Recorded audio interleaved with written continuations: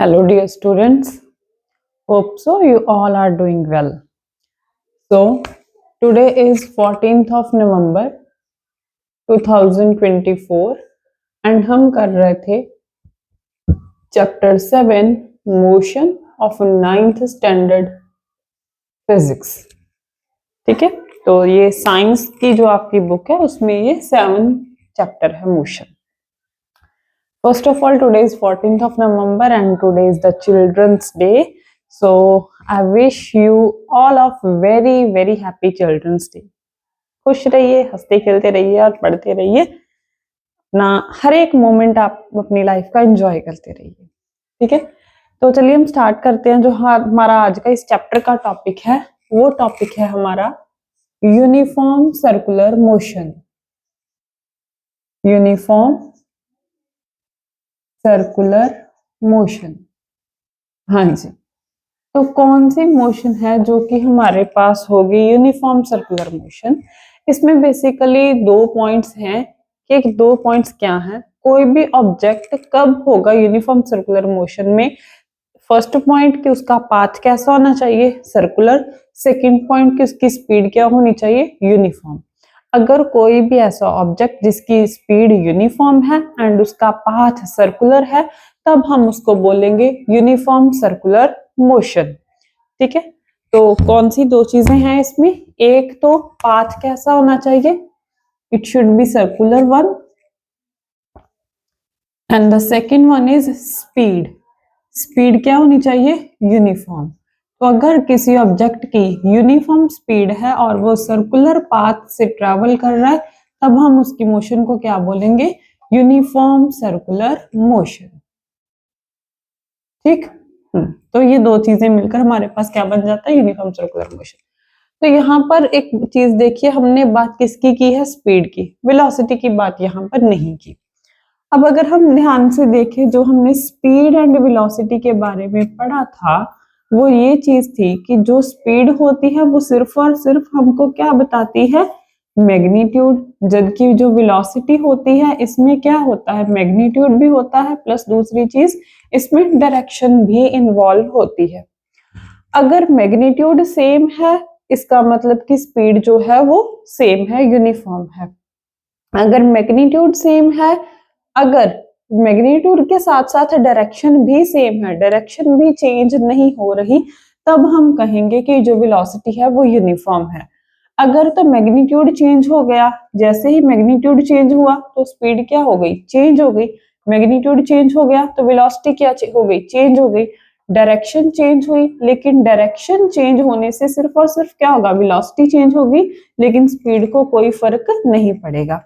सो अगर ये दोनों चेंज हो जाएंगी, मैग्नीट्यूड भी डायरेक्शन में, तब भी वेलोसिटी चेंज होगी। कहने का मतलब ये कि वेलोसिटी सिर्फ और सिर्फ किससे चेंज हो सकती है, सॉरी, जो वेलोसिटी है वो सिर्फ और सिर्फ जो है वो मैग्नीट्यूड अकेले पर डिपेंड नहीं करती, वो दोनों पर डिपेंड करती है, मैग्नीट्यूड पर भी डायरेक्शन पर भी। लेकिन जो स्पीड है वो सिर्फ और सिर्फ मैग्नीट्यूड पर ही डिपेंड करती है। तो इसीलिए यहाँ पर ये बोला गया है कि एक सर्कुलर पाथ के लिए जो स्पीड है वो यूनिफॉर्म होनी चाहिए, स्पीड चेंज नहीं होनी चाहिए। लेकिन आपको पता है क्या कि जब कोई भी बॉडी सर्कुलर पाथ में होती है तो उसकी वेलोसिटी कैसी होती है? सोच कर देखिए, उसकी वेलोसिटी चेंज होगी या सेम रहेगी, यूनिफॉर्म होगी या नॉन यूनिफॉर्म होगी? सोचिए इसके बारे में। स्पीड तो है यूनिफॉर्म, वेलोसिटी के बारे में क्या है? एक सिंपल सी बात से हम आगे चलते हैं। सपोज ये पॉइंट है ए से कहां तक हम गए, पॉइंट बी तक गए। जब हम ए से पॉइंट बी तक जा रहे थे, मान लो आपकी स्पीड जो है उसका मैग्नीट्यूड है एस एंड इसकी ये पर्टिकुलर डायरेक्शन है, तो ए से बी तक जाते जाते हमारी स्पीड ऐसे ही रही और डायरेक्शन जो है वो चेंज नहीं हुई। इसका मतलब कि ए से बी तक जाते जाते स्पीड भी कांस्टेंट थी, वेलोसिटी भी कांस्टेंट थी। लेकिन जैसे ही बी से टर्न लिया, कहां तक आ गए, सी तक आ गए। लेकिन स्पीड जो थी वो यहाँ पर भी एस थी, यहाँ पर भी एस है, यहाँ पर भी एस है। जैसे ही हम बी से सी की तरफ मुड़े तो स्पीड तो हमारी वही है, लेकिन क्या वेलोसिटी सेम रहेगी? नहीं सेम रहेगी, बिकॉज ए से बी की तरफ जब हम जा रहे थे तो डायरेक्शन थी हमारी इस तरफ, जब बी से सी आ रहे हैं तो डायरेक्शन है हमारी इस तरफ। डायरेक्शन चेंज होने की वजह से क्या हुआ, वेलोसिटी चेंज हो गई। तो इसका मतलब कि इसकी वेलोसिटी डिफरेंट है, स्पीड भले ही सेम हो। तो ऐसा ही होता है हमारे पास सर्कुलर मोशन में। सर्कुलर मोशन में हर एक पॉइंट पर जो है वो डिफरेंट डायरेक्शन होती है, हर एक पॉइंट पर, at each and every point it have a different direction. Suppose कोई एक बॉडी है, वो सर्कुलर पाथ से उसने अटेन किया, let's say it is point A. मान लो कि आप ए पॉइंट पर खड़े हो और आप एंटी क्लॉकवाइज चल रहे हो। ए से आप आ रहे हो, इस तरफ आ रहे हो, बी तक आए, बी से फिर आपने सी तक जाना है, फिर सी से आपने डी तक जाना है, ऐसे करके एंटी क्लॉकवाइज मूव कर रहे हो। जब आपने ए से बी की तरफ मुड़ना है, तो जब आप ए पर खड़े हो आपका फेस किस साइड को होगा, इस साइड को होगा। ऐसे आप चले, जब आप बी पर आए आपका फेस किस साइड को होगा, इस साइड को होगा। जैसे आप इधर को आए, सी पर आप आए, सी पर आप आए तो आपका फेस किस साइड को होगा, इधर को होगा। डी पर आए तो आपका फेस किस साइड को होगा, इधर को होगा। इसका मतलब कि यहाँ पर जो है वो स्पीड की डायरेक्शन इधर है, स्पीड की डायरेक्शन यहाँ है, स्पीड की डायरेक्शन यहाँ है, स्पीड की डायरेक्शन यहाँ है। सर्कल के ऊपर हर एक पॉइंट पर जो हमको डायरेक्शन है वो मिलती है टेंजेंट से।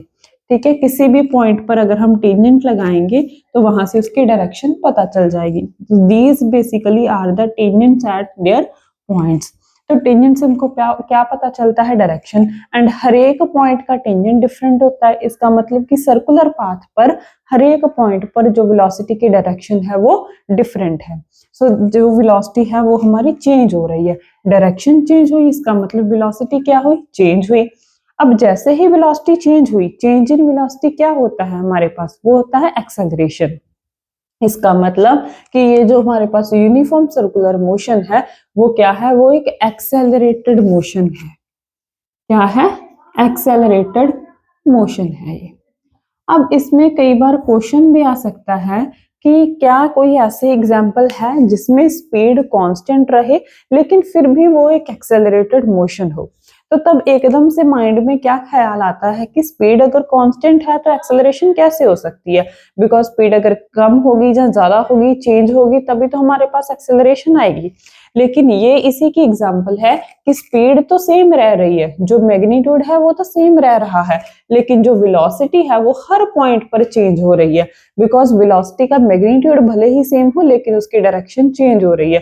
तो चेंज इन डायरेक्शन चेंज हुई, इसका मतलब वेलोसिटी चेंज हुई, वेलोसिटी चेंज हुई, इसका मतलब कि इसके पास क्या है, एक्सेलरेशन है। सो uniform circular motion is an accelerated motion, चाहे इसके पास स्पीड जो है वो यूनिफॉर्म है। ठीक है, इतना लिख लीजिए आप पहले। नेक्स्ट है, अगर हमने यूनिफॉर्म सर्कुलर मोशन में स्पीड कैलकुलेट करनी हो तो कैसे करेंगे, how to calculate speed in uniform circular motion. तो बेसिकली जो स्पीड का फॉर्मूला है वो है, क्या है हमारे पास, जो स्पीड का फॉर्मूला है वो है डिस्टेंस डिवाइडेड बाय टाइम। ठीक है, ये है हमारे पास स्पीड कैलकुलेट करने का फॉर्मूला। तो मान लो कि आपको एक चक्कर लगाने के लिए कितना टाइम लगा, टी टाइम लगा। एक चक्कर लगाने के लिए कितना टाइम लगा, टी टाइम लगा। तो डिस्टेंस क्या आएगा कि एक टी टाइम में आपने एक चक्कर कंप्लीट किया, ए से आपने शुरू किया था और वापस ए पर ही आप आ गए थे, कितने टाइम में, टी टाइम में। तो इस टाइम में आपने डिस्टेंस कितना कवर किया, तो ए से चले ए तक ही आप आ गए, तो इसका डिस्टेंस क्या होगा, circumference of the circle. Circle की सर्कमफ्रेंस क्या होगी, अगर इसका रेडियस हमारे पास आर है तो इसकी सर्कमफ्रेंस क्या होगी, 2 पाई आर। तो ये है हमारे पास स्पीड कैलकुलेट करने का formula for a circular path, circumference of the circle divided by time taken for one complete cycle. ठीक है, तो speed is equal to distance divided by time, distance circumference और टी है टाइम। ठीक, ये देख लीजिए, फिर उसके बाद आगे करते हैं।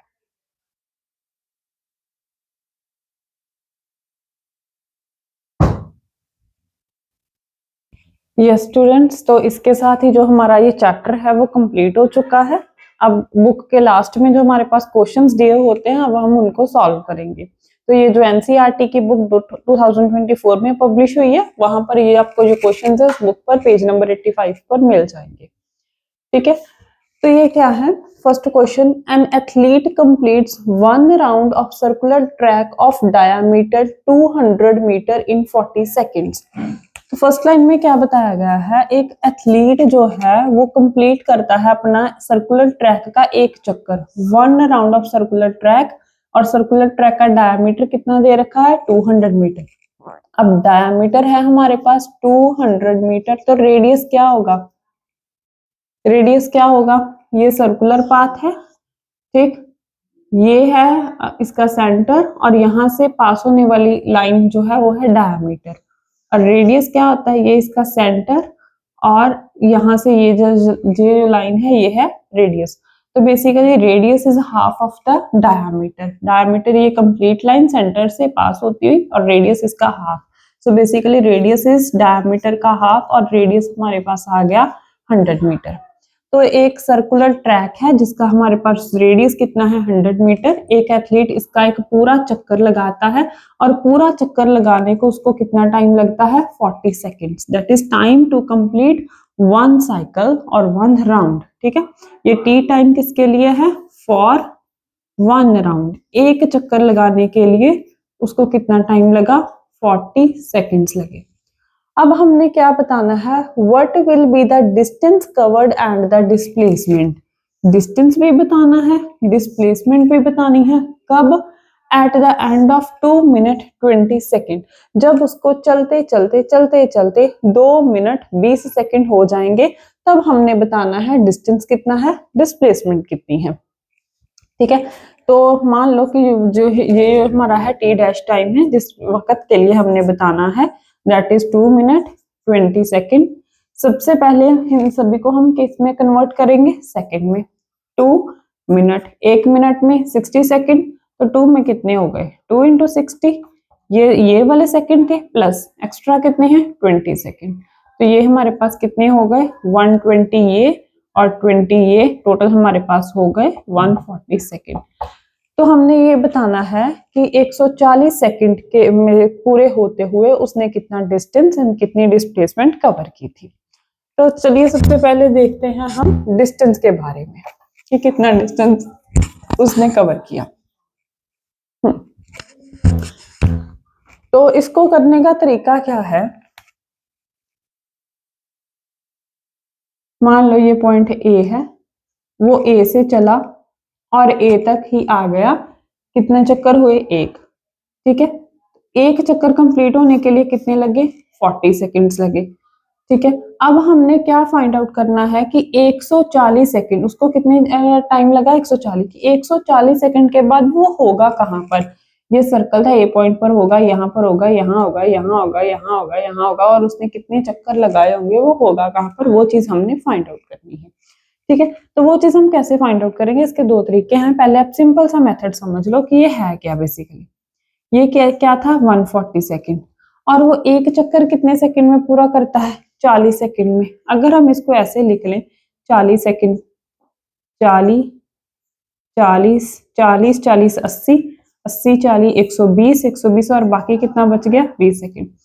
40 सेकंड में एक चक्कर पूरा किया, 80 सेकंड में कितने पूरा करेगा, 2, यानी कि 40 में एक पूरा कर लिया, 80 में 2 पूरे कर लिए, और अगले वाले 40 में उसने कितने पूरे कर लिए, 3 पूरे कर लिए। ठीक है, 40 40 80 और 40 120, यानी कि पहले 120 सेकंड में उसने कितने चक्कर पूरे कर लिए, 3 चक्कर पूरे कर लिए, बाकी के बचे 20 सेकंड। अगर वो 40 सेकंड में पूरे का पूरा एक चक्कर कंप्लीट कर लेता है, तो उसके आधे टाइम में वो कितना चक्कर कंप्लीट करेगा, उसका आधा, दैट इज 3 चक्कर उसने कंप्लीट किए 120 सेकंड के बाद, वो फिर से यहीं पर आ गया, एंड फिर 20 सेकंड के तक वो इसका आधा ही कवर कर पाएगा, दैट इज वो पॉइंट बी तक पहुंच पाएगा।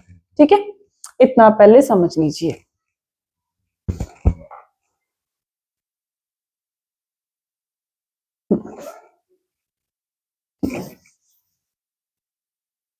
तो ये तो था इसका थोड़ा सा डिटेल कि ये है क्या, तो अगर मान लो कि बहुत ज्यादा यहाँ पर, तो चलो 140 सेकंड था और हमने डायरेक्ट इसको तोड़कर भी लिख लिया कि एक चक्कर के लिए कितना टाइम लगा 40 सेकंड, 2 चक्कर के लिए 180 सेकंड, 3 चक्कर के लिए 120 सेकंड।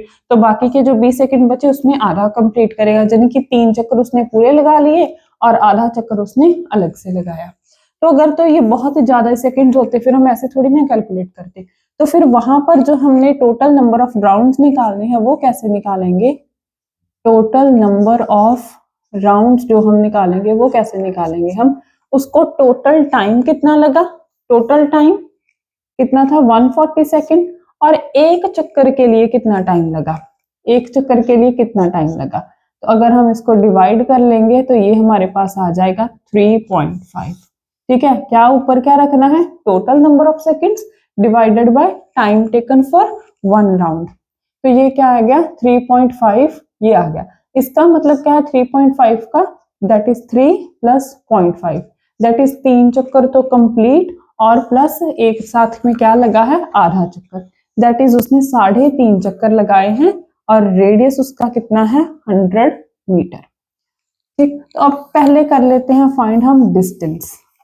डिस्टेंस कैसे कैलकुलेट करेंगे, सर्कल में अभी हमने देखा डिस्टेंस क्या होता है, ए से चले और ए पर ही आ गए, डिस्टेंस क्या होगा circumference of the circle, and circle की जो सर्कमफ्रेंस है वो हमारे पास क्या है 2πr, और उसके कितने चक्कर ऐसे पूरे हुए, एक चक्कर, 2 चक्कर, 3 चक्कर, 3 चक्कर पूरे हुए, यानी कि 2πr कितनी बार आया 3 बार आया, प्लस फिर बाद में उसने चौथा चक्कर कंप्लीट नहीं हुआ, 20 सेकंड के लिए चला और आधा ही चक्कर कंप्लीट कर पाया, आधा चक्कर कंप्लीट कर पाया मतलब पूरी सर्कमफ्रेंस अगर 2πr है तो आधी सर्कमफ्रेंस कितनी होगी, that is πr, 3 to 6πr plus πr that is 7πr, 7 pi की वैल्यू 22/7 एंड रेडियस हमारे पास था 100 metre and it will becomes 2200